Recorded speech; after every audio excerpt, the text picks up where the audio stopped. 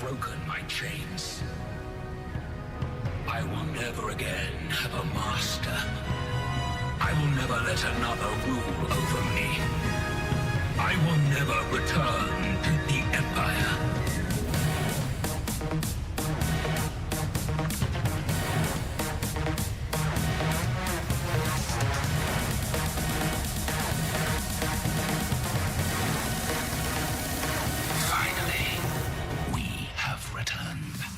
The rebels were cheering.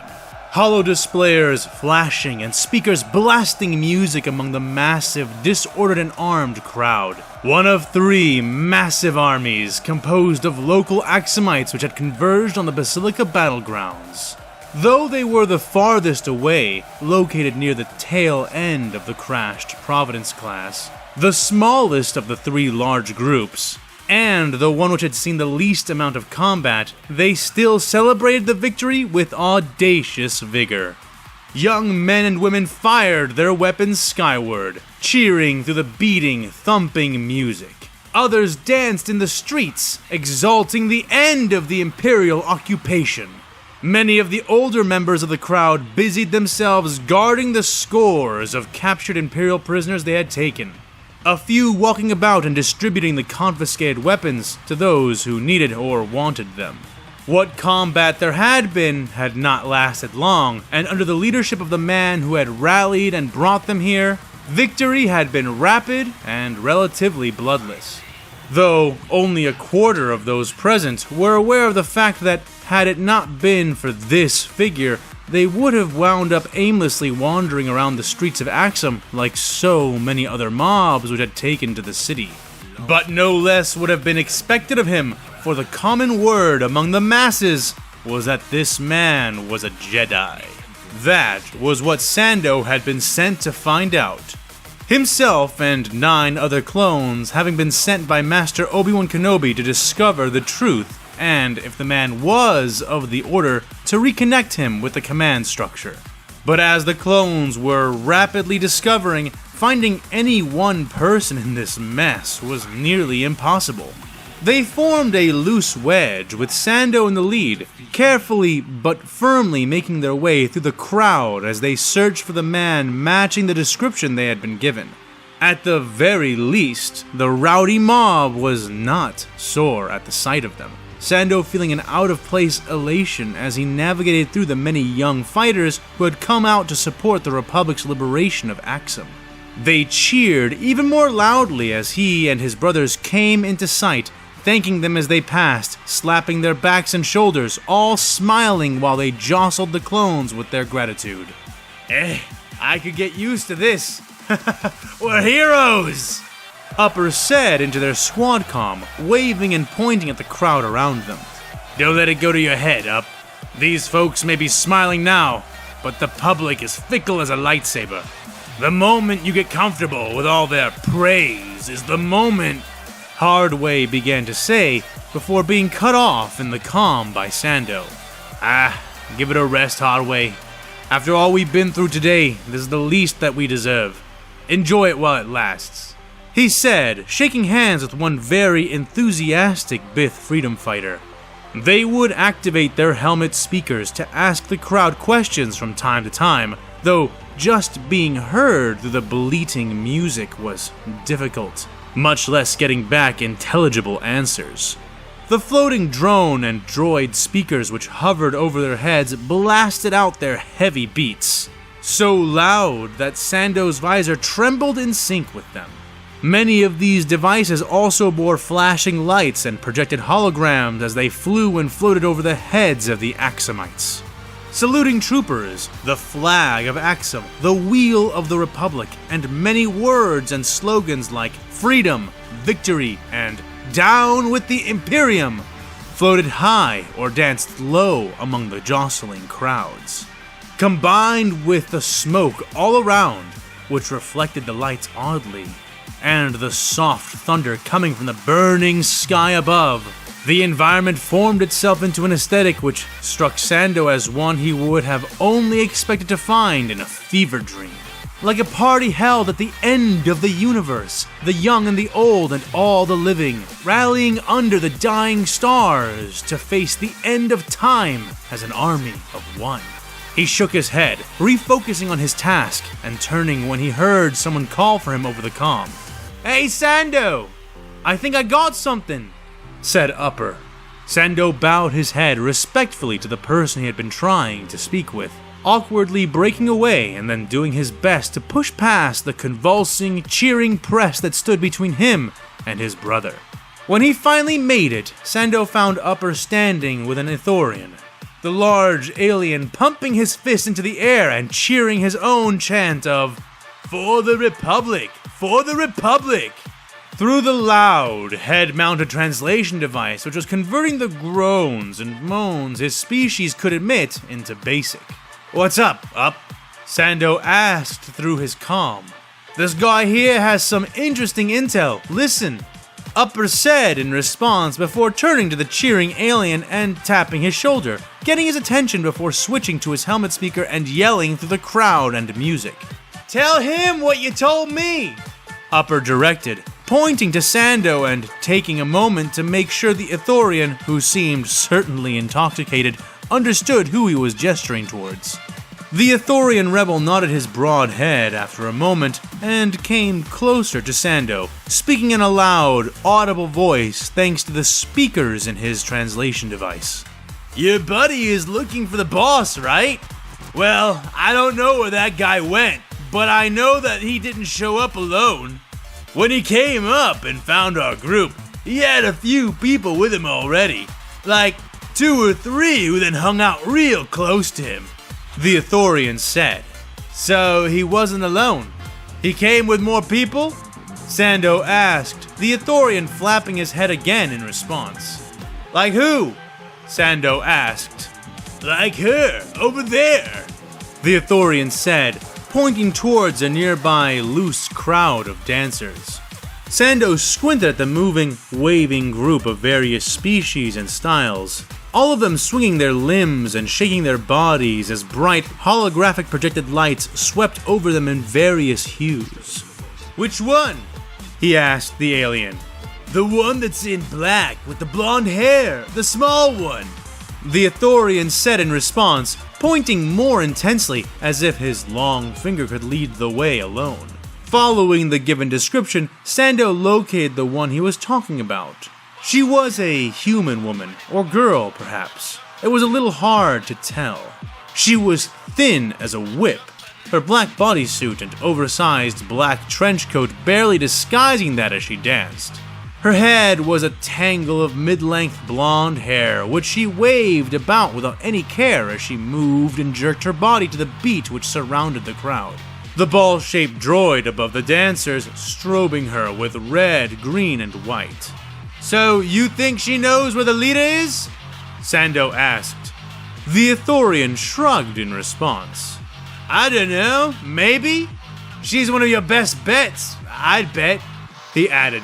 Sando nodded his head and extended his hand, taking and shaking the Ithorian's.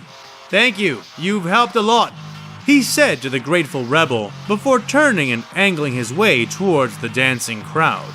He cut a path in, drawing a few mild scowls as he walked to where she was, near the center, creating some room for himself.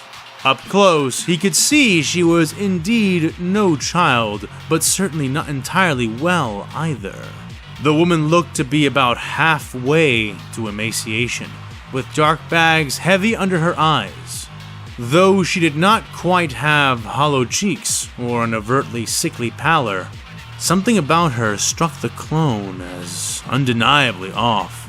A feeling which doubled when the soldier tapped her shoulder and saw her stark blue eyes open and focus on him. The stare she fixed him with sent shivers down his spine, stunning him long enough for her to begin speaking before he could. I'm kind of dancing right now," the odd blonde said to him, her voice flat and listless. She closed her too bright eyes again and continued her movements, not that she had ever actually stopped. Despite looking thin, pale, and sickly, She moved with a coordination and even grace, which Sando would have thought beyond someone in such apparently bad health. Then again, what did he really know about those kinds of things? Pushing those thoughts aside, he doubled down his focus on what he had come here for. Right. Sorry to interrupt that activity, ma'am, but I'm looking for someone. And word has it, you may know where he is. Sando said, to no apparent effect, the wisp of a woman continuing to dance and completely ignoring him. Sando frowned. What was her deal? She was the first person he'd seen in this entire crowd who was not beaming smiles at him and trying to clap his back or shake his hand, which was odd enough. But her accent also struck Sando as strange, but familiar at the same time. Where had he heard that tempo of speech before? Well, regardless of where he had heard it before, the one thing he knew was certain was that he was not leaving empty-handed. "Hey!" Sando said more loudly, reaching out and grabbing her wrist. The blonde's luminous blue eyes flashed open all at once, and her body went rigid. Sando abruptly felt himself fall victim to the same sense one gets when a step on a long, dark staircase is missed. The woman's eyes bored into him, suddenly intense and holding within them the essence of a single word: murder. The thin woman jerked, and Sando staggered back, released from the brief, paralytic instant her eyes had locked him into as he let go of her wrist. Only then did he notice the large shape who had joined them. He was a tall man, built like a bear, his tight green and white work fatigues pulled taut over obvious muscle. Over that, the man wore a black trench coat, holding a bright pink bag in his right hand and grasping the blue-eyed woman's other arm with his left. It was only then that Sando saw that her hand had reached into an inner pocket of her trench coat, clutching something there, but restrained from withdrawing it by the balled fist which had wrapped around her bicep. Both their limbs trembled with strain, thick, bunched muscles somehow struggling against the tight cord of the woman's arm, revealing that her incredibly lithe demeanor belayed a truly terrifying strength. "Ease up, Heck. I got your damn sugar, so cut me a break and don't start any more fights. At least, not without my permission, okay?" The newcomer said, speaking in a thick, low worker accent. The woman turned to face him in a violent rush, and, in response, the man seemed to try to slap her across the face with the brightly decorated pink bag. The thin blonde woman intercepted the strike with her other hand, now free since Sando had released it, snatching and twisting the bag out of his grip, a sudden grin spreading manically across her pale features as she began to tear at the top of the packaging. Thank you, Sam," she chirped happily as the tall man turned to look at Sando. Sando's eyes moved from the woman as she thrust her hand into the bag to the newly arrived man, looking up at him and knowing him instantly for who he was. "Samael, I assume?" the clone said, extending his hand out. The man reached out with his own arm, clasping the clone with a limb that was lined with bright white scars. He gripped Sando's hand tightly and gave a stiff nod. "Yeah, that's me. I assume you're from the Republic, correct?" said the large man, to which Sando nodded back. "Aye, sir. I am. I was sent here by Jedi Master Obi-Wan Kenobi to verify the rumors that you are a member of the Jedi Order, and to bring you to field command if you are," Sando said, straightening a bit but not saluting yet.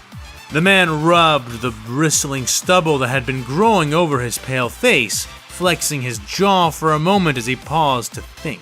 "Well, I can tell you this. I'm no Jedi, just a man with a keen interest in this fight. But I'll still come with you to your command center, if you'd have me," he said. The man spoke as he reached into his trench coat and drew out a thin, white-rolled narcotic tube, sticking the butt in his mouth and lighting it up with the clink of a metal lighter he flicked open with his other hand. Drawing a deep drag of the stuff, he exhaled a cloud of gray smoke into the air above them.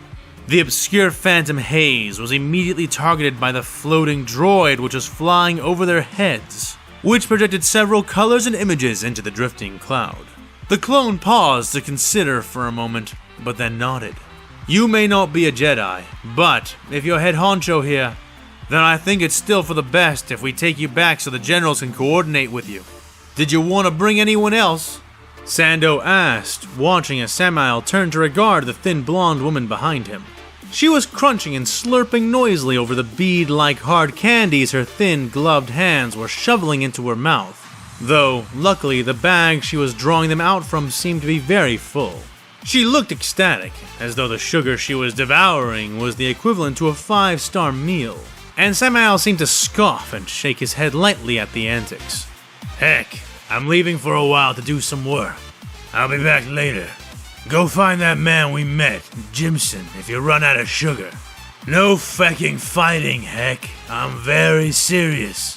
If you think you need a fight, come find me first, he said, shaking a finger at his distracted companion, who only nodded and mumbled a vague affirmative in response. Sighing, shaking his head wearily, he turned back to Sando, his hard, dark eyes resting heavily on the clone. All right then. Let's go meet your generals.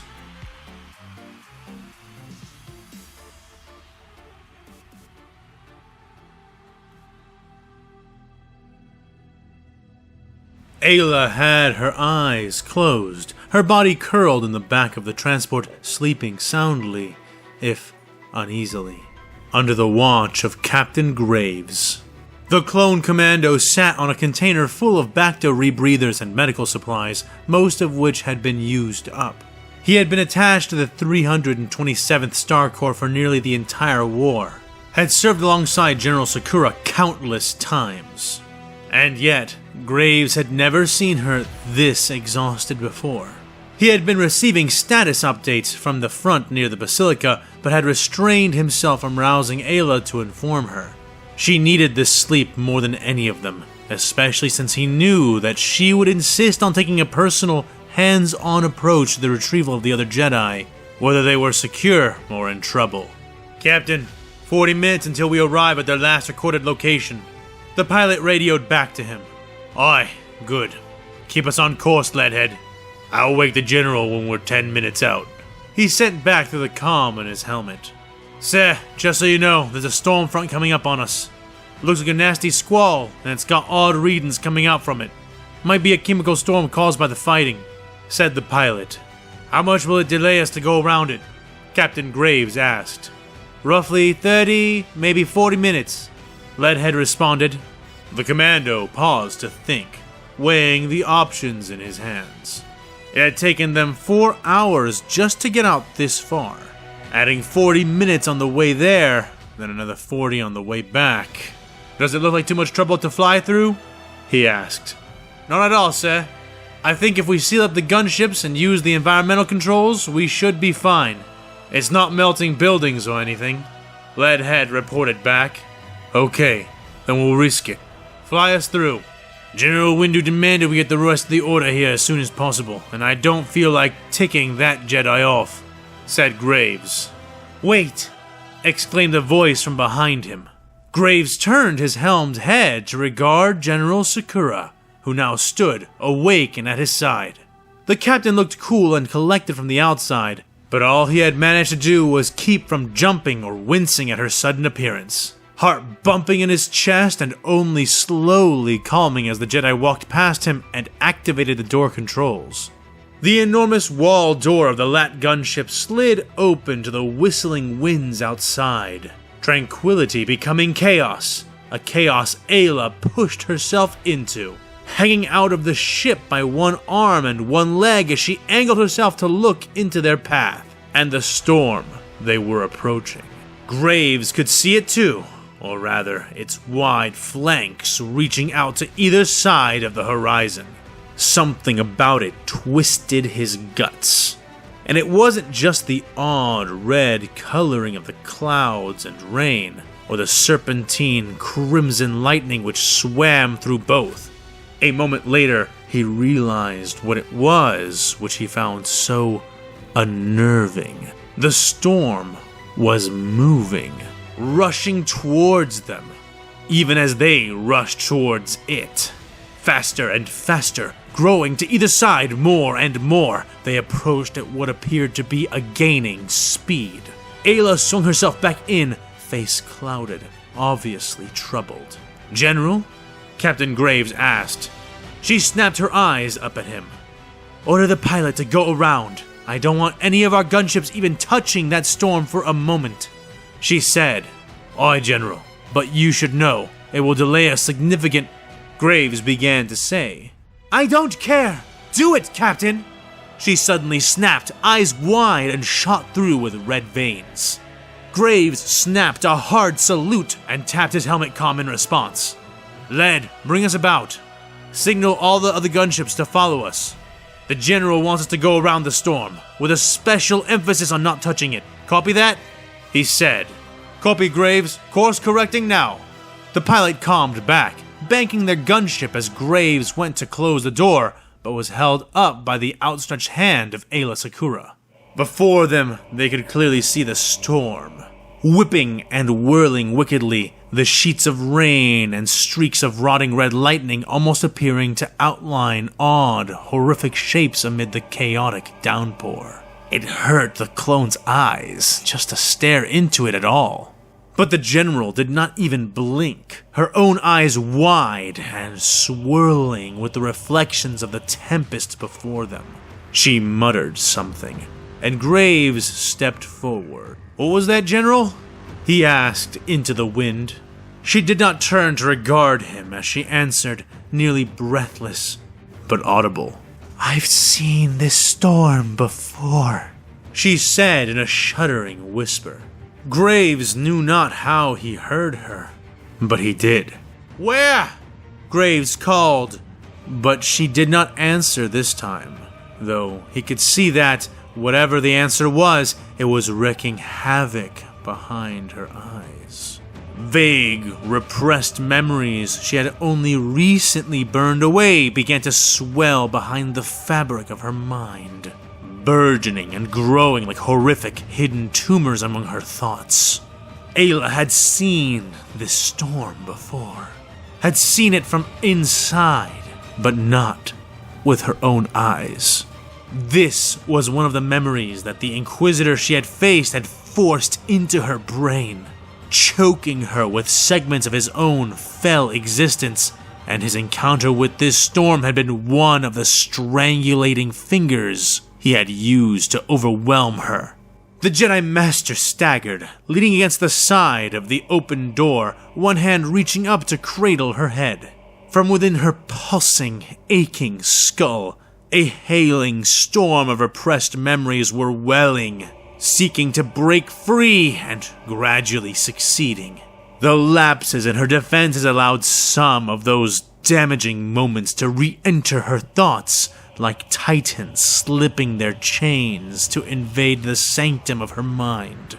All the while, she was assailed from without by a cacophony of psychic voices, unending howls and screams from beasts and monsters far beyond her ken and knowledge. The Jedi had hoped to stave this moment off, at least until the current battle was concluded.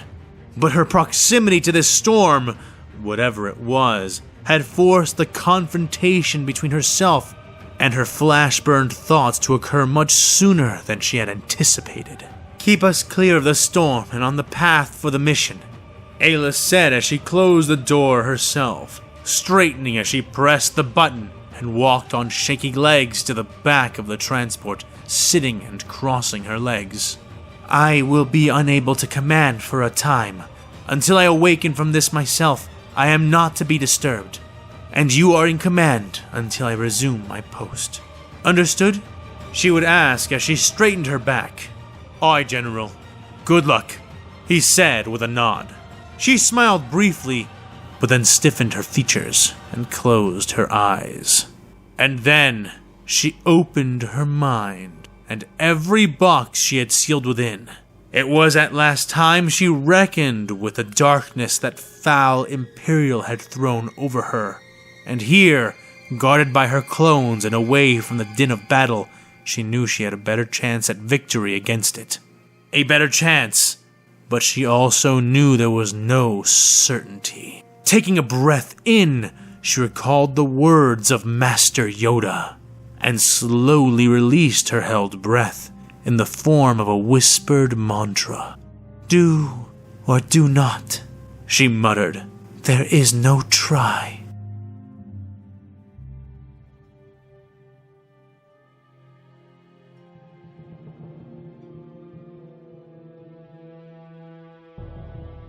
Combier's head was pounding, his body feeling sick, aching all over, but from a few particular places with specifically agonizing pains. He blinked, glad he had been wearing his helmet, and untangled himself from the wreckage he was surrounded by. The armored Axumite tried to remember what had happened to get himself here, and, very slowly, his memory began to return to him, gushing slowly back into his thoughts with each pain-ridden beat of his heart. They had been hauling the Providence class, and Javona had been doing something which had allowed them to actually successfully lift the wrecked hulk, with the help of many other ships, all the way to where it was needed. Well, almost all the way. Just as they had entered their final approach, the Imperials had begun returning fire from the ground, and Combier's ship had been one of the many which had been struck out of the sky by their lethal volleys.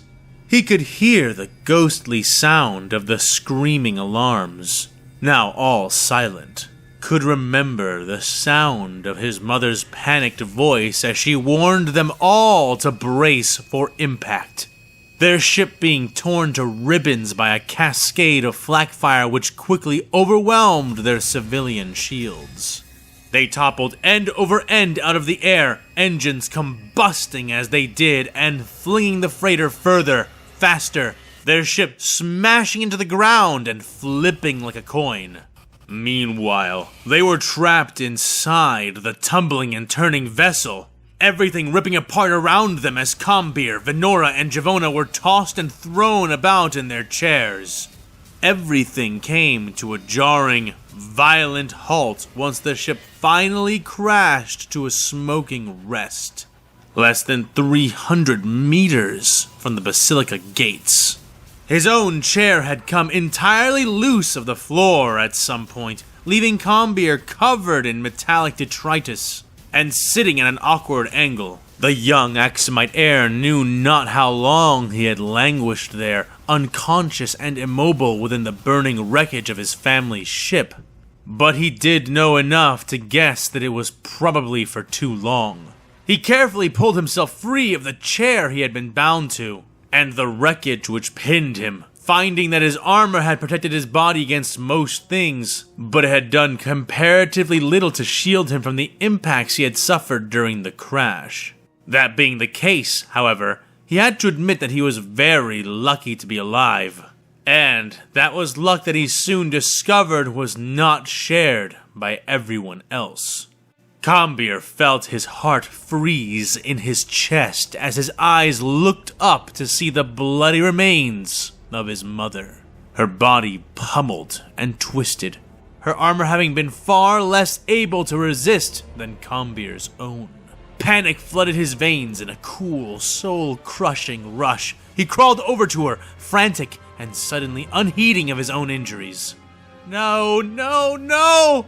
he begged, but he had no gods to hear him, and none did as he cradled her shattered body. Her neck was clearly broken. Her skull caved in on one side. Unlike Combier, she had not been able to get her helmet on in time. He clutched her to him, shaking, sobbing into the moist confines of his armor, tears raining into it and filtered out by the helmet's internal drain. He held her as though he could somehow pull her out of death's maw, reverse time, and rip them back into the sky before they had been shot down.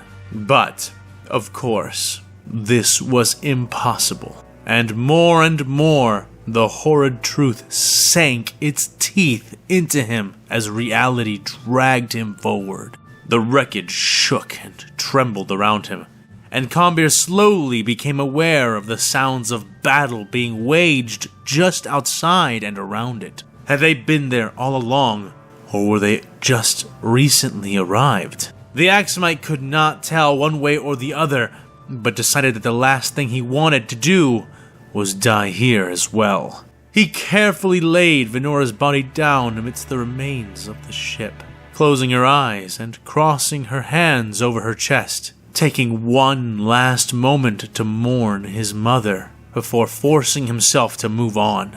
"Goodbye, Mom," he whispered, barely able to keep himself together through the words, turning away before he collapsed again. He was not looking forward to seeing what was left of Javona, but he knew he could not leave without at least checking on her first, though she had been the least armored of all of them. What he found in place of what he expected stole the breath out of his lungs. Javona was curled up, eyes closed, arms hugging her knees as she floated in the air. Around her in a rough sphere was the crumpled and repelled pieces of various ship debris, which had threatened to crush her. The woman at its center, however, appeared untouched. Javona? Kambir asked hesitantly. Her eyes flashed open, and as they did, the effect seemed to suddenly end, floating pieces of metal and wreckage suddenly falling around her, as did she herself, collapsing with a surprised squeak from her place in the air and into the flattened seat beneath her. Kambir scrambled forward, reaching her wavering form and helping her sit upright. "Holy criffing criff! Javona? By the many moons of Viego, how is this possible?" Kambir said, half elated, half disbelieving. Her eyes seemed to finally focus on his helmet, and she smiled up at him, herself happy to see he had survived the crash. "I prayed for aid, and my gods have sent it," she said feebly, having trouble concentrating, a trickle of bright red blood rolling down from her nose. Kambir felt more chills cut through him, realizing that she was not as unharmed as she first appeared, and carefully gathering her up in his arms, again ignoring his own pain. "Come on, I'm getting us out of here," he grunted as he picked his way across the wrecked cockpit and into the twisted remains of the rear corridor. Javona nodded weakly and closed her eyes, quickly falling from the conscious world, feeling quite literally burnt out. Kambir laid her down in the passageway, leaving her only to go and retrieve the case which contained his rifle, getting out and loading the rounds he had left into it. When he came back, he determined he could not carry her and wield the weapon at the same time, and approached the door without her, intent on clearing it before approaching with her in tow. As he made his way through the short, sparking corridor, pushing dangling wires aside and stepping carefully over split floor panels and broken grates, he became aware of a sound. It was an odd, scraping, grinding noise that got louder and louder the closer he came to the doors. Suddenly, those wide, unfolding gates of Durasteel were torn entirely off, yanked free by chains which had been hauled upon with an incredible force. He fell away, almost thrown back by the force of his shock, and scrambled out a hasty retreat on his elbows and heels as the young Axumite fumbled with his rifle. A spray of bright lasbeams seared the air over his head as guardsmen from outside fired into the tilted wreckage. And had Kambir still been standing, he would have been victim to most of them.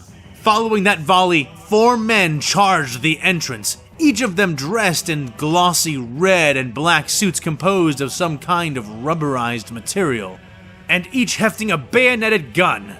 Combier snapped off a shot from his ancient Ripper rifle, and the spike it fired scored dead center down the passageway, puncturing and throwing back 3 of the 4 men with ludicrous ease. The old Mandalorian weapon tossed the soldiers away like weighted harpoons, throwing the Imperials even as they began to disintegrate into ashes from where they had been wounded.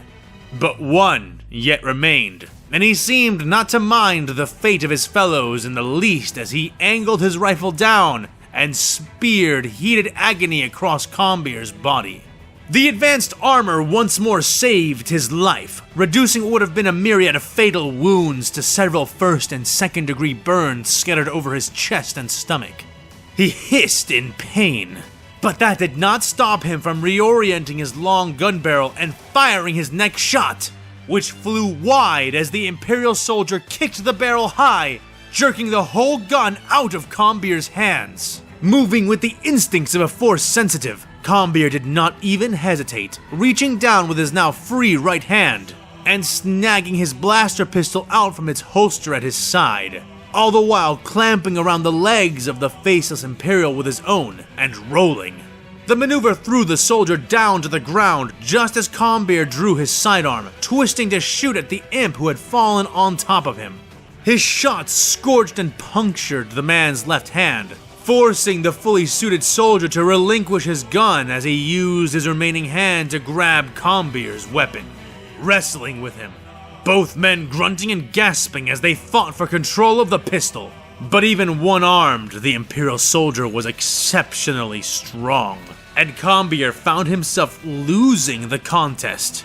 He elbowed the imp with the hard end of his armored arm, connecting with the glossy visor of the enemy's hazmat-like suit, leaving a long, thin crack along it. Combier grit his teeth and hit him again and again, crying out in frustrated rage as his fingers were pried away from his blaster. He triggered the safety on the weapon just before he relinquished it, pulling himself close to the dark form above him and reaching to grab the Imperial sidearm. The imp growled an inhuman noise of triumph as it wrenched the gun forward, pressing it against Combier's stomach and pulling the trigger. The blaster did nothing, its safety glowing instead as Combier elbowed him one more time in the face, shattering the panel of hardened glass there, revealing reddened monster's eyes. The imp reared away, a muffled howl tearing out of him in fury, the movement allowing Combier to yank free the soldier's own gun, firing the last pistol he now held clutched in his hand, shooting from the hip and into the inhuman Imperial's partially revealed face. Brains burnt to a crisp, the Imperial stumbled and fell back off of Combier, revealing in the process of his collapse that the Axumite was far from done with the fight. A large shadow loomed tall over the light of the outside, blocking the way with her hissing, powered armor. Combier flinched back as she stomped into the cramped place, the Imperial Priestess of War hefting a bulky weapon. She growled something as a pilot light flicked on at the end of the huge alien gun, and Combier had just enough time to shield himself with his arms before a storm of fire was expelled out towards him. The heat scorched him, but though it hurt like a sunburn, it was not half as bad as he had expected. Opening his eyes, he saw why, as Javona stepped over his prone body, suddenly risen once more and extending her hand out as her power split and repelled the jets of hungry flame. Sweat poured off her head as small burns began to form all across her reaching arm. And without gawking for too long, Combier reoriented his stolen las pistol and fired it into the muzzle of the flame-throwing weapon.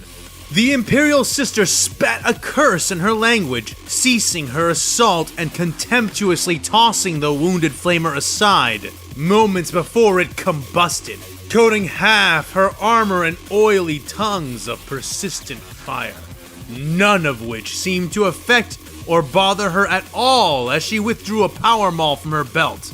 With a snap of her wrist, its haft extended down, its round, spiked head sparking eagerly.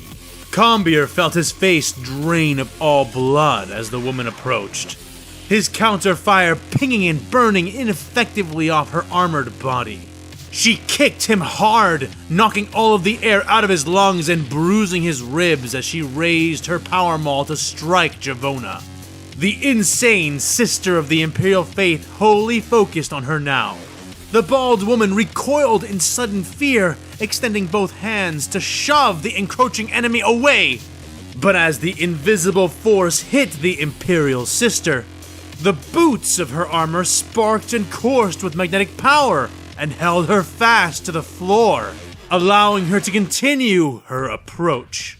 Combier had blots and spots in his eyes as he scrambled with one arm, trying to reach for his rifle while his other fired wide, ineffective shots from the las pistol still in his other hand. But neither of them could do anything to stop what came next. As quick as lightning, a radiant flash cut across the scene, the spark of a power weapon being deflected, lighting the space. The smell of burning flesh and ceramite filling the air in the aftermath. A shining blade of light, emerald cast and glowing, scythed through the midsection of the attacking Sister of Battle. Her descending weapon parried by another blade, a short sword of blue light. Growling as she falls, the Imperial is torn in half and thrown against the wall, her upper body landing right beside Combier. The imp slumps, dropping her mace, but with her other hand she withdraws a wide cylinder, hooking a finger from her newly freed weapon-bearing hand through the metal pin at the top. Combier's eyes widened to the size of plates as he watched her tense to activate the grenade, only to then watch her hand be severed just as she pulled, her wrist falling away from her arm. As the blue blade of light cut through it, the green blade cleaving the woman's helmed face in half and ending her struggle. The figure who rose from the strike wiped his wide, bald head with his free hand, sighing heavily as he retrieved the grenade, shaking the severed, armored limb free, pulling the pin with his thumb and tossing the explosive outside. The two humming lightsabers, long green and short blue, held in his other two hands. He was dressed in a motley of armor, some pieces scavenged from the Imperials, other parts scavenged from the city or the Republic. His face was strongly built, handsome despite his hairlessness and the scaly crest which rested at its center. But his most notable features were composed of or on his 3 arms. Not 2 or 4, but 3. 2 limbs grew out of one shoulder on his right side, and those seemed almost human, though they were armored in a thick, pale purple carapace which reached from under his sleeves to his wrists, bony extensions reaching as far as the man's knuckles. His left arm was singular, yet somehow far less human than the limbs opposite it. Thick with pulsating alien muscles, and even more armored than his other arms, his left hand ended not in a 5-fingered humanoid appendage, but instead terminated in a 4-fingered claw which was tightly wrapped around the handle which sported the short blue blade. The green blade was held in one of his more humanoid limbs, and with the remaining one he reached down, taking Combier by the arm and hefting him up. Combier rose on shaky feet, coughing roughly, chest aching as he did. Easy there. Check yourself for broken ribs before we go any further. The bald, 3-armed man said, clapping Combier's shoulder as the grenade he had tossed outside thundered, the voices of several wounded Imperials joining it. His face was aged, but not quite old, yet his pale brown eyes were worn with experience, and his face projected a leader's understanding. Combier nodded without a word, taking those moments just to pull air back into his recently reinflated lungs. While he did that, the newcomer turned away and moved swiftly to Javona's side, the woman already smiling before he turned to her and jumping for joy into his arms. The man carefully catching and embracing her, watchful of where he angled the lightsabers he held as he did. "Bathrazan!" she exclaimed, voice overflowing with elation as he spun her in his arms, pressing her head against his, tears beginning to run down her face. Yes, it's me, little broodkin. It's all right. It's going to be all right. He cooed, bringing her around and back to her feet, patting and stroking her back with his free hand as she collapsed into him and wept out of sheer relief. "I'm sorry for leaving the hideout. I didn't tell them anything about—" she began to say, but he shushed her again. It's all okay. We are here for you. We could never abandon you. The newcomer comforted, holding her tight. But the others, the Imperium," she began to say, pulling away somewhat as she did. Javona, all that matters is that you are safe, he said. Li Kuai, Jalsop, and myself. None of us are as important as you are. My greatest fear was that I would not reach you in time. With the Force required to rescue you, it is a boon and blessing from the gods that you are whole and safe again. Javona smiled, rubbing her face against his hand as he ran it along her cheek, closing her teary eyes for a moment before opening them again and looking towards Combir. "It's all thanks to him," she said, indicating towards where the Axumite was recovering his rifle, groaning as he bent over and began to check the damage to the old gun. She smiled fondly, and in a way that Bathrazan knew well enough. He turned to follow her eyes and smirked, though not unkindly. Then I will need to introduce him to the others. If you have chosen him, then he will have a high place among us, he said more softly. Javona blushed and looked down, but suddenly catching what he had said, looked back up suddenly. "The others? Did they all come?" Javona asked, surprised. Bathrazan smiled a wide, toothy grin and nodded his large, aged head. Oh yes, Jalsop brought them all the new converts and many, many more besides.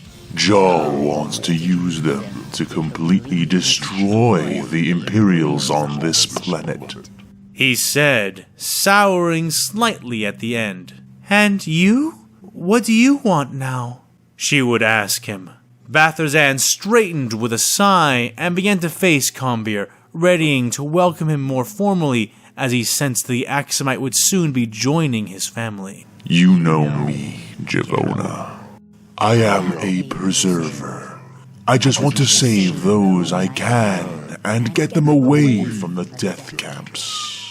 Like you. And maybe like him too.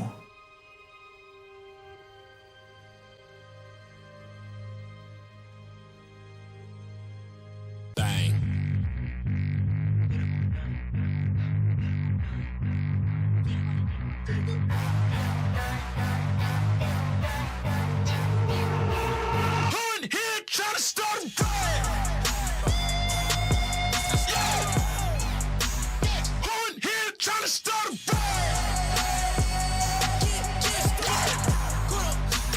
Who in here trying to start it? Who that flying in the air? Who? That ain't no flying south, sir. I'm shooting webs like worldwide. Manhattan all the way to Yonkers. When they say Brooklyn, stand up.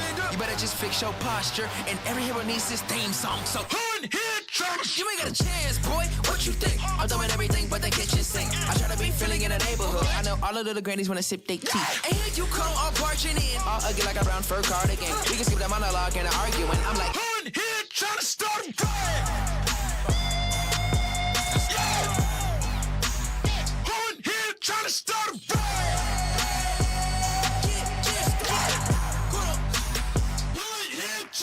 Let's rock and roll. So high up, I can see the flow. There he go. It's a play. It's it for? From the fall, let me know. If you brought that action, it don't matter. Just let me know. No, my way. I'm coming through with my crew to make a play.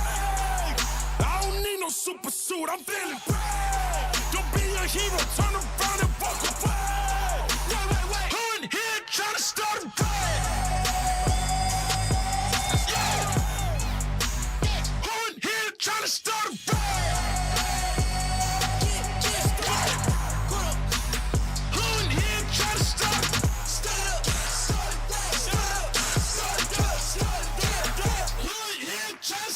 Every day is like a sticky situation when evil's looking for a chance. And I know we are the newest generation.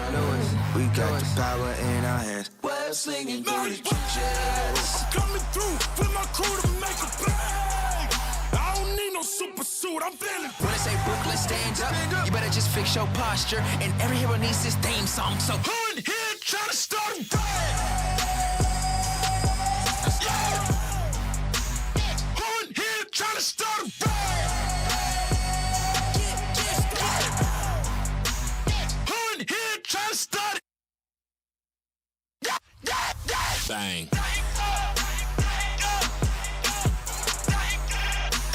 Who in here trying to start it?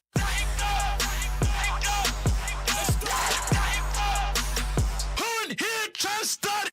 No justice, no peace. No justice, no peace.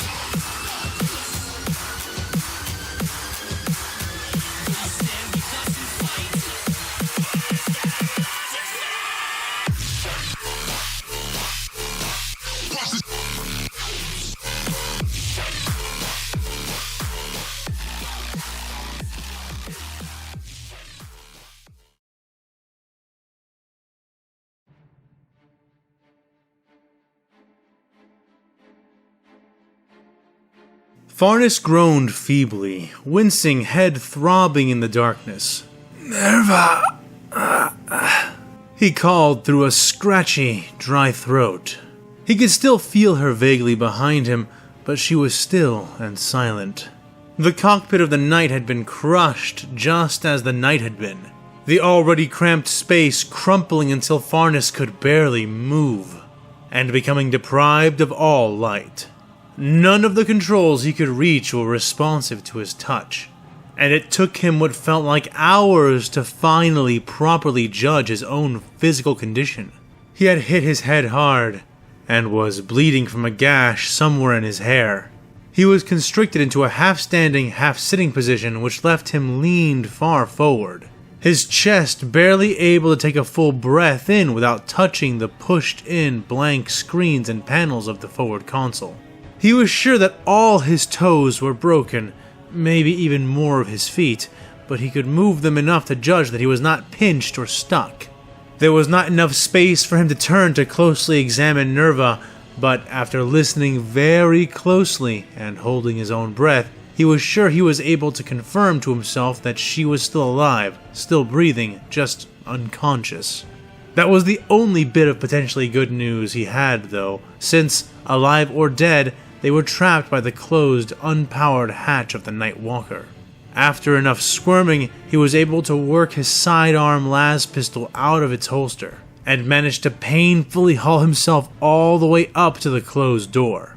The young guardsman felt around for anything he could use to manually open it, but nothing he pulled, twisted, or tugged on had any effect, and having felt around the rim of the doors, he doubted anything would. The Knight was crushed in around the door itself, and even if there was some kind of emergency release, it would not shock him at all if it simply would not function after all the damage the machine had suffered. He considered his weapon, wondering if there was some way to shoot himself out before laughing grimly at himself. Well, there was one way he could shoot his way out of this situation. Out of any and every situation, in fact, save the Emperor's judgment. But he was not eager to explore that option. Maybe, if it seemed he would be consigned to starving to death in this darkness, but not yet. After all, he still needed to find out what happened to the two surviving members of his squad, needed to know if they had gotten Gala to the Medicae in time. It was as he was thinking, otherwise silent in the darkness, that he noticed the noise. A soft, distant tapping. At first, he just assumed it was something innocuous, just some part of the environment, but something about the steady yet irregular rhythm of the taps bothered him. They sounded almost like Morse code. His heart beat hard as he realized what they might be, his brain churning as he tried to decipher the metallic taps in the dark. He had a harder time hearing, despite being quiet, his heartbeat pounding in his ears, but soon he got enough to work out a small portion of the message. It was Morse code. Someone was trying to communicate with him. Where was the tapping coming from? Was it coming from outside the night? Biting his lip in excitement and nervousness, Farnes began to work out the whole message, which he soon realized was being endlessly repeated. Alarming conditions detected. Is aid required? Was the message. Taking a deep breath, Farnes composed his own message in his head and then, with the muzzle of his sidearm, tapped it out. Identify yourself, was what he sent. This is Buffin 337. Loyal servant of the machine god. Was the message he got back. Farnes was almost dizzy with elation, beginning to tap back another message soon afterwards, being forced to stop and start 2 or 3 times in his excitement. Aid required, trapped inside, tech priest critically injured, need help ASAP. He clinked out with his gun. There was a pause then, before some more tapping answered him. Understood. Stand by. Now seeking nearest aid. Farnes nodded in the dark, gasping his relief and tapping back one last message. Understood. Standing by. Hurry. He got no reply to that, which was much as he expected. However, he was not idle while he waited. He did not know how much he could realistically do in his current position, but he was intent on finding out. If his experience in the locked chimera had taught him one thing, it was that nothing was as suffocating as helplessness. Nerva had been doing the bulk of the work, had been protecting him, protecting the Canoness, protecting the Imperium itself. Now, some way, somehow, it was his turn. He felt a flush of shame fill him for a moment as he remembered his suicidal considerations, taken only moments before encountering Bofin. That's no way for a guardsman to think. He scolded himself in the darkness, gripping his weapon with a new conviction. He would make sure they both got out of this mess. Farnes swore he would not rest until they were both back with the Imperium proper, and out of this metal tomb. He would do whatever he could, however he could, or he would perish in the attempt of it. And the first step to that was working out how to get out of here. It was his turn to stand, and with Bofin's help, he hoped he'd at least have the dignity to die standing, as opposed to locked in a dead mechanical demigod.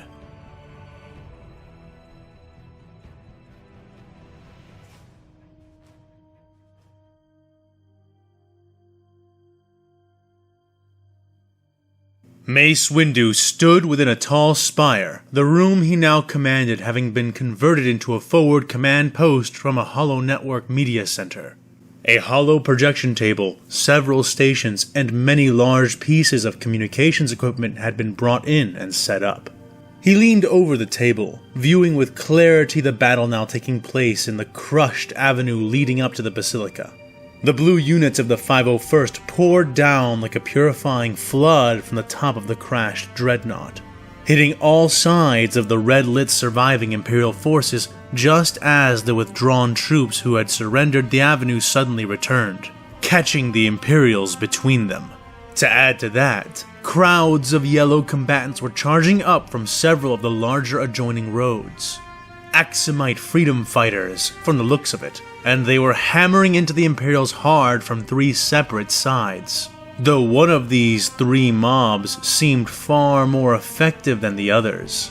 He watched as it enveloped and devoured several Imperial forces which had managed to fight their way off the main road, cutting through their normally resilient defenses with speed.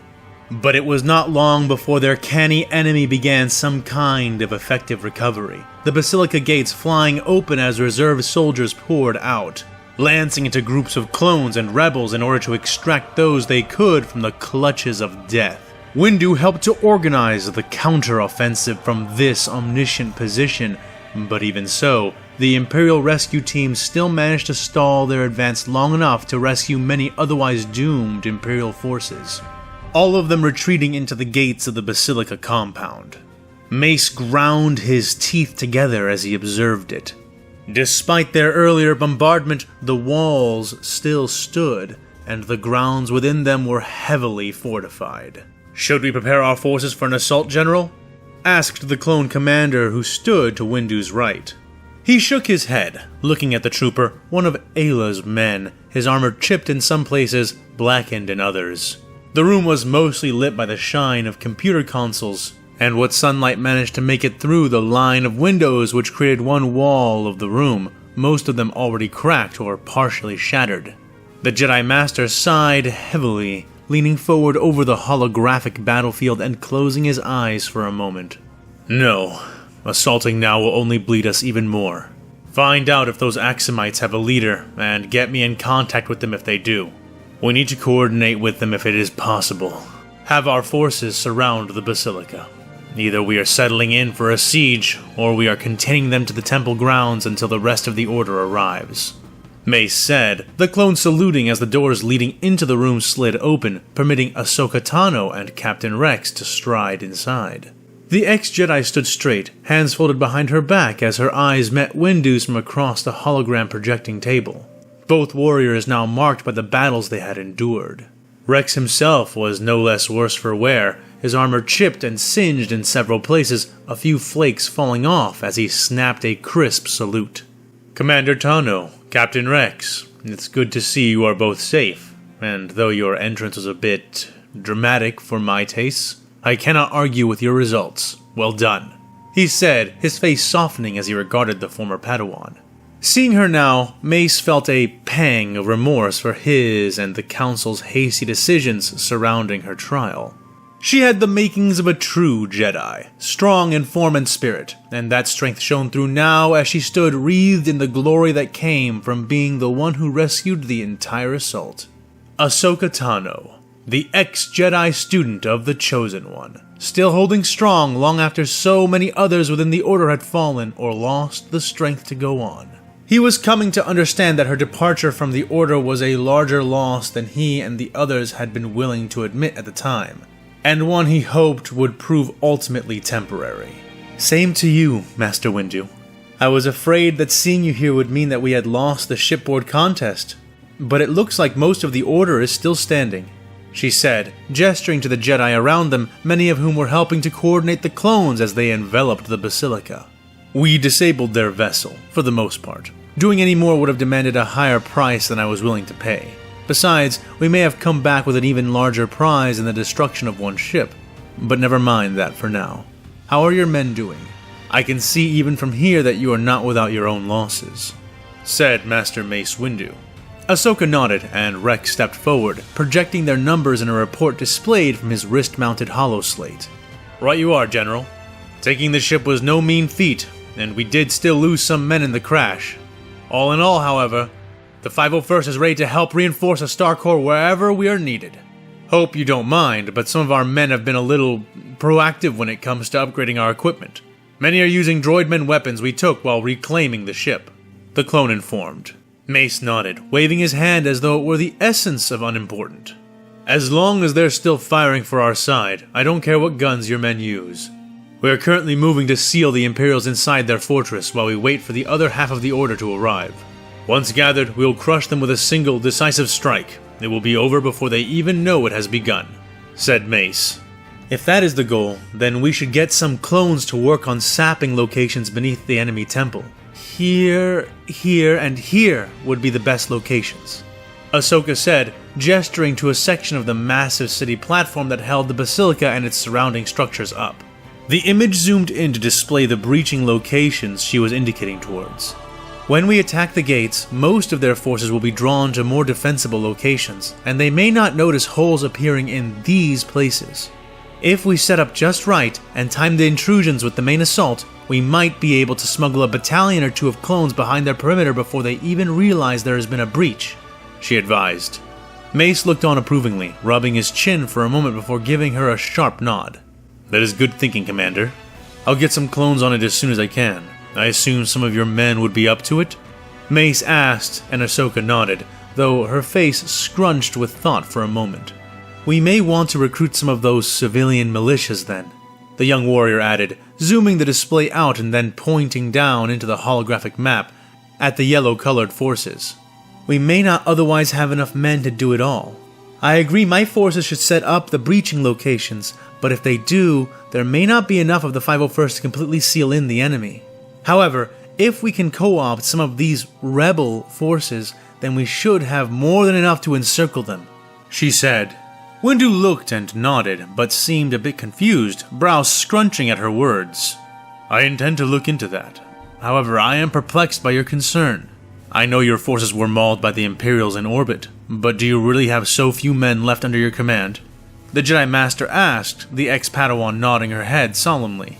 Yes, the Imperial droidmen did not make it easy for us. On top of that, I'm forced to hold a portion of my forces back to guard our prisoners, she explained, causing Windu to raise his eyebrows. Prisoners? He asked. She nodded again, more forcefully. Of course, they aren't actually droids. Both on the ship and in our counter-assault on the main road, I've ordered my troops to use their stun setting to take as many prisoners as possible. Our recent offensive has racked up a pretty large prisoner count, she said, crossing her arms lightly and sounding pleased with herself. Windu scowled softly and sighed much more heavily, shaking his head and rubbing his face with a thickly calloused hand. Ahsoka, we cannot contribute any more of our forces to secondary objectives at this time. Every trooper is needed to... Mace began to say. Secondary objectives? Ahsoka asked, speaking the words with a huff of humorless laughter, as though she could not believe what she was hearing. Yes, secondary objectives. Our primary objective is the subduing of the remaining armed and active Imperial forces on Axum.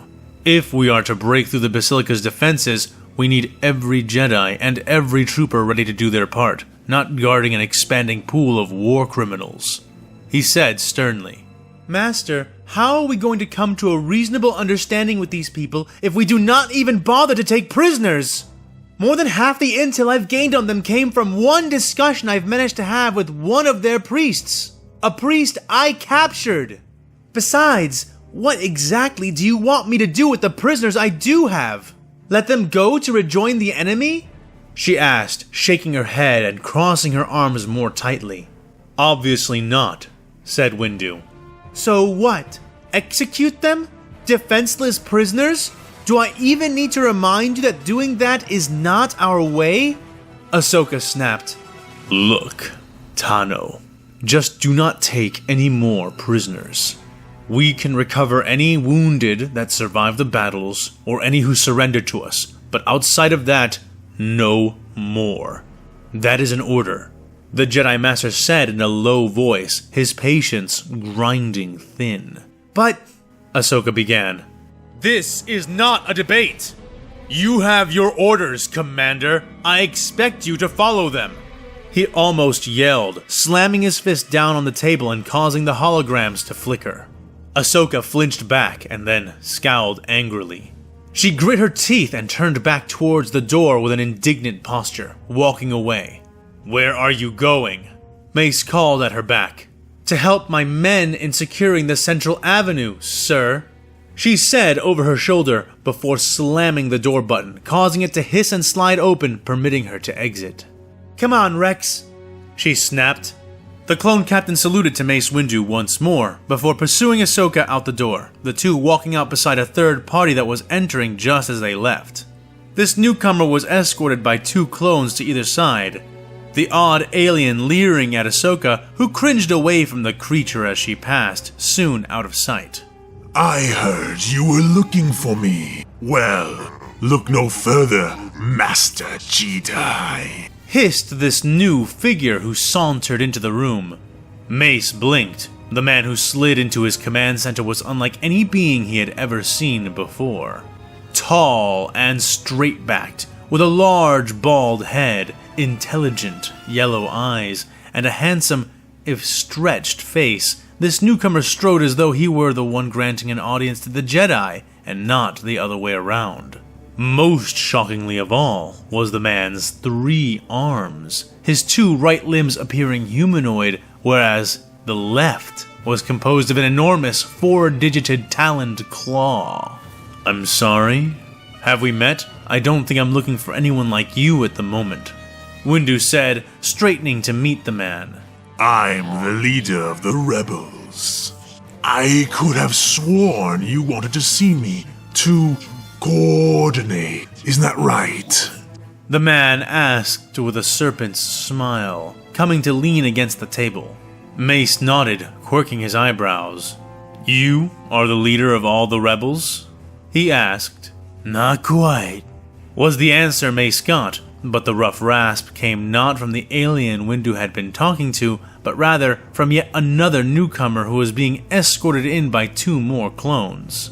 This newly arrived man was huge, over 6 feet of hard, obvious muscles, wrapped in green work fatigues and a black trench coat which was torn, singed, and still smoking slightly. The black-haired man stared forward with hard, dark eyes, a burning cigarette held clenched between his pursed lips as he spoke out one side of his mouth. Unlike the rebel who was already in the room, this man seemed entirely human, though no less confident in his demeanor. "Jedi Master Obi-Wan Kenobi, is that right?" the man asked as he came to stand beside the table, looking down at the hologram projection that stood between them. "Close. Master Kenobi is currently in the field. I am Jedi Master Mace Windu." "And you are?" Mace said, hiding any sign of annoyance as he controlled the growing headache he felt pounding in his head. "Samael. I'm leading this group down here," said the burly man, pointing down towards the smallest of the rebel mobs, which had gathered towards the southern end of the battlefield. Mace nodded, noting the man's odd accent and soldier's bearing, before turning towards the other who had come before him. That is good to know. Here I was about to ascribe all these groups to one authority, Windu said pointedly. The alien shrugged dismissively, walking around the holotable and indicating towards the hologram of the battle. He gestured with his black talons towards the yellow group of rebels which had been destroying the Imperials they encountered with unusual effectiveness. This is my group. I cannot speak for the others. That's the truth, I swear it. He confessed mockingly. Mace looked down and scowled somewhat as he noticed which group the man laid claim to and what this group was doing. Good. Then as our first order of business, we can have you order these people to pull back. If they keep charging up towards the Basilica, they are going to run headfirst into the Imperial weapons batteries. Those weapons will... Mace began to say, pointing at the advancing yellow forces who were even then chasing the retreating tail of the Imperium up towards the temple grounds. We'll do nothing we cannot overcome if your Jedi warriors rip them off the walls or fall upon them with your power swords. The alien man interjected in the midst of Windu's sentence. Now is not the time to hold back. The Imperials are off balance, demoralized. We need to strike them now, relentlessly and without pause. We need to rub them out until they no longer exist. Mace raised his hand to stall him, looking towards the human counterpart to the alien rebel. What do you think? He asked. The man shook his head, swiveling a line of smoke in the air as he did, reaching up to take the smoldering tube from his mouth as he spoke. We press on now, we might win, but the cost will be massive. Even if you knock out those emplacements, this is a layered wall with pillboxes lined all throughout. The kill zones on these segments will drown us in weapons fire and our own blood. The human rebel pointed out, awkwardly waving at the holotable until it caught his movements and zoomed out, displaying the entire starburst-shaped structure of the walls. Mace nodded and turned to the alien leader, gesturing towards the holographically highlighted defensive measures which dotted the entirety of the spiked configuration. Attacking now will only mean bleeding ourselves on their defenses. I have around 2,000 more Jedi Knights en route. They will be here in as little as 6 hours. I intend to wait for them before making any offensive moves against that fortress. Mace explained, firm but calm. The human adopted a thinking posture, but nodded his head somewhat while the three-armed man hissed in obvious displeasure. Sounds like a sound... Samael started to agree. I will not give them rest. Their death is within our grasp. Yes, we shall all bleed, but our blood will drown them. Don't you see? The odd alien insisted. Listen, Mr... Mace began to say. Jalsop. He snapped out in response. Jalsop. If you choose to attack them now, you will attack them alone, and you will not succeed. Calm down and give your people time to rest and regroup. When they attack again, they will do so with the Republic's full support. But that time is not now, Windu explained calmly. Foolish! I've already ordered my broodkin to assault the walls. Cutting them back now will only mean taking fire as we retreat. The alien man contested. Still less losses than you'll take if you commit, the human leader added. We are at war.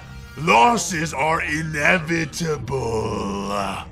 All that matters is that we earn something for those whom we lose. Retreating earns us nothing. Jalsop snapped back. Losing everything to win a battle is foolish if we intend to win the war. Windu interjected. Let us not be wasteful with the lives under our command. Wait, he said, suddenly pausing, eyes darting as a subtle sense brushed across his mind. Winning this battle could well start the winning of this war! Jolsop began to say, cut off a moment later by a frantic wave of Windu's hand. The Jedi Master craned his head as if trying to listen, and several of the other Jedi stopped working as well, suddenly paused and silent as they looked about. A few moments passed, before suddenly, Windu's eyes snapped wide open, his hands extending out to cast a sudden expansion of the Force between all the men present around the table, throwing himself and the two others away. Almost the very instant after he did this, the roof above them caved in under the force of a shaped charge, the explosion shattering the holotable into pieces. The clones and Jedi in the room snapped around to face the sudden disturbance, falling straight into their assailants' hands as flash grenades fell out from the smoking hole above them, each one held and cooked to detonate just as they reached the halfway point between the ceiling and the floor. The bright flashes blinded the unprepared inhabitants of the command center as men and more grenades came down. The round weaponized canisters hit the ground alongside the boots of the men who had dropped them, spewing disorienting smoke into the air as the blinded Jedi and clones tried to blink vision back into their eyes. Meanwhile, all around them, more ceiling charges exploded, all following a similar pattern, dropping smoke grenades from the newly created holes before following them up rapidly with the visored soldiers of the Tempestus Scions. Their aided sight cut through the smoke they deployed into, and their advanced training and lethal armaments did the rest, firing through the haze and cutting down most of the Jedi and clone troopers in the room. None but the very best survived the initial attack, and nearly all were forced to dive behind whatever cover they could manage to find for themselves. Mace Windu, however, sought no such protection. He didn't even draw his blade, diving straight into the attacking Scions with his bare, force-wreathed fists. Mace was a master among masters, and had already had clone medics remove the most troublesome of his new metallic welts, blocking out what pain remained as he pumped his fist into them. Each strike was like the blast of an autocannon loaded with armor-piercing rounds, save for the fact that Windu's limb was far larger than any bullet those guns fired. His knuckles blew bloody chunks out of the soldiers he encountered, their fellows maneuvering to swathe him in lethal crossfire, but never moving quite fast enough. Yet, despite the inability of the central squad of Scions to gain control over their engagement with the Jedi Master, the other breaching squads and those who followed in after them made short work of most who remained, something Windu was powerless to stop. The Jedi were well trained in how to deflect incoming projectiles, and indeed, the Imperial Lasboat was just as susceptible to an intercepting lightsaber blade as any shot taken from a blaster. And yet they moved much faster, throttling through the air at the speed of lethal light, as opposed to the much slower pace the bolts lobbed at Jedi from blasters moved at, requiring highly honed reflexes and precognitive mastery from those who sought to block any volley coming from even a single source. And each Jedi and clone found themselves not randomly targeted and shot, but rather the victims of systematic cross and focus fire. The effects were nearly decisive, with all the clones and most of the Jedi dying in the room within moments, with only a few significant holdouts. The human rebel leader, Samael, rolled behind cover and barely managed to evade the sprays of lethal death coming from the few stormtroopers who had homed in on him, while the alien rebel proved far more proactive. Jolsop bounded off the floor in an instant recovery after he was repulsed from the center of the room, his movements smooth and predatory, like a Nexu unleashed in the middle of the fight. Where Mace used the Force to enact his impossible physical feats, Jolsop relied on pure foreign physicality.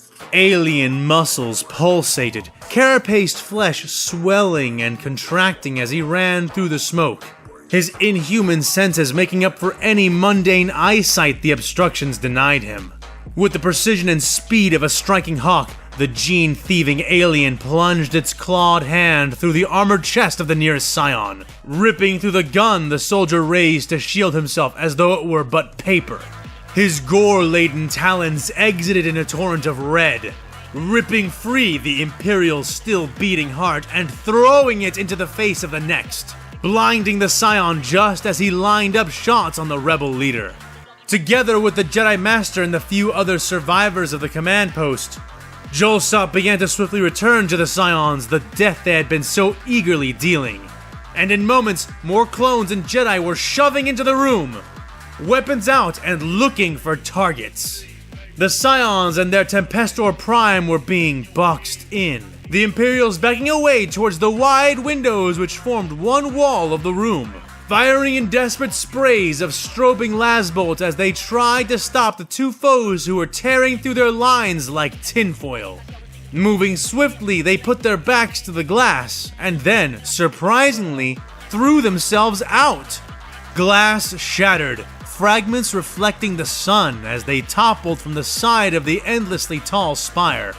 Mace and several Jedi and troopers running to the jagged windowsills to see with their own eyes what the Imperial commandos would do. Their heads were forced back into the building. A few clones and one Jedi not withdrawing fast enough, craniums and faces bursting apart in volleys of light. The imps had fallen only a short distance into the waiting, open side doors of 4 impossibly parked Torox Primes, the wheeled vehicles adhering magnetically to the side of the building. It was from their turret guns that the lethal covering fire came, the wall-crawling vehicles remaining for only as long as it took to secure their passengers before driving off at a furious speed across the side of the building. Clones protruded out to fire at their backs, and other Jedi began to scatter to give chase through the spire, calling for more troops as the smoke in the destroyed command post leaked out through the windows and into the burning sky. Mace stood, face hard and lined with sweat, heart pounding in his chest as he looked out, watching the Imperials flee. He stepped away, glass crunching under his boot as he turned, raising an eyebrow as he regarded the alien leader of the Axumite rebels. His body revealed more and more as the smoke vacated the room. He lay upon the shard-studded ground, his face fixed in a vicious grin, gore-colored claws stretched out before him. Jolsop was dead, having been killed just before the end of the engagement, but not by any of the Imperial agents who had assaulted them. At least, not the ones in the armor. The strange alien man had a large molten wound cutting down through his spine. A wound which looked suspiciously like that left by a lightsaber, or something similar. Turning to face the room fully, Mace could see much being revealed, but even after all the smoke had cleared, one feature remained absent. The other rebel leader, the human Samael, was gone. Had he fled in the chaos? Run away during the attack? It was a reasonable assumption, Mace knew. His eyes swung slowly back to the dead alien leader whom he had been fighting alongside only a few moments ago, who had died right under the Jedi Master's nose. It was also reasonable to assume that the obvious Imperials were not the only Imperials that were there. Troopers began to move through the room, securing what they could, beginning to replace most of what was there, and nervously watching Master Windu as he approached the dead rebel, and kneeled by his side, looking more closely at his wound. While it superficially resembled a lightsaber's cut, it was obvious to the Master that this damage did not come from any typical lightsaber configuration. The burn was almost jagged, while remaining mostly precise, as though the blade had been flickering and fluctuating when the blow had been struck. Windu stood back up, frowning deeply. How had the Imperials discovered this location? How had they managed to scout it and strike so effectively without being caught or noticed at some point? More and more, the evidence was pointing in one direction. Trooper, locate the other rebel leader, the man named Samael, and bring him to me, Master Windu said, snapping the order off to one of the nearby clone commanders. The man nodded. Aye, will do, General. What are we bringing him in for? He asked. Mace Windu shook his head, rubbing his chin as he sighed heavily out from his nose, turning to face the broken and now ruined holotable. Nothing yet. I've just got a bad feeling about him. If travel is searching and home has been found, not stopping.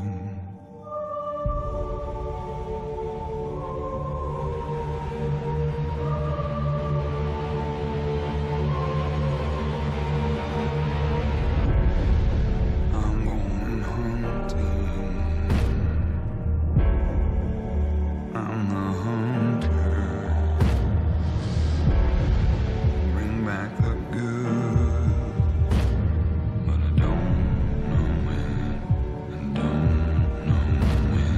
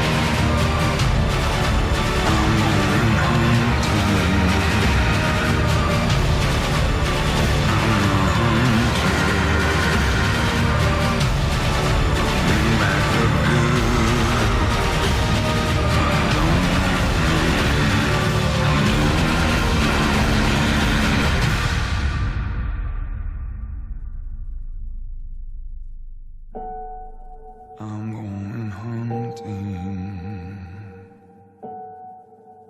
I'm the hunter.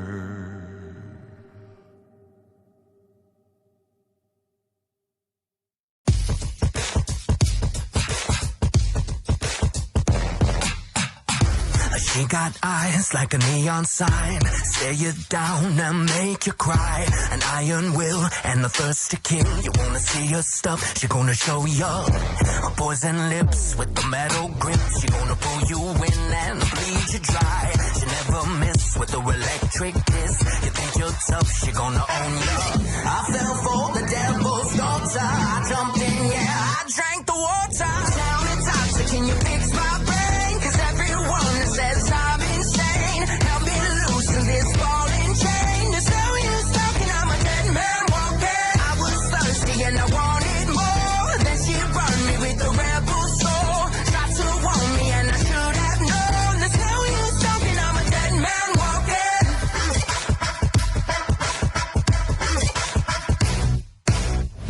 She grinds you down till you turn to dust. Say your name and tell you lies. Sharp as a knife, I cut you down to size. You could try to run, she gonna find you. You never see you coming, so leave the engine running. She just a criminal, she right behind you.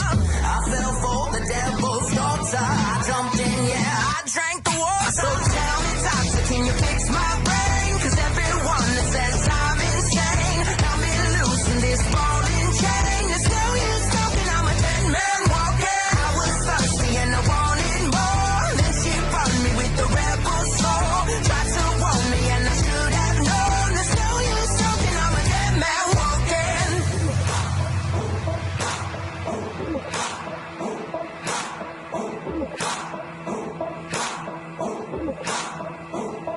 So lock me up, but throw away the key. 'Cause I need shelter from the things I've seen. Save me from this lethal company, so I can breathe. You never see you coming, so leave the engine running. She's just a criminal, she right behind. So tell me, doctor, can you fix my brain? 'Cause everyone says I'm insane. This falling chain, there's no use talking, I'm a dead man. I'm thirsty and I wanted more. She burned me with the rebel soul.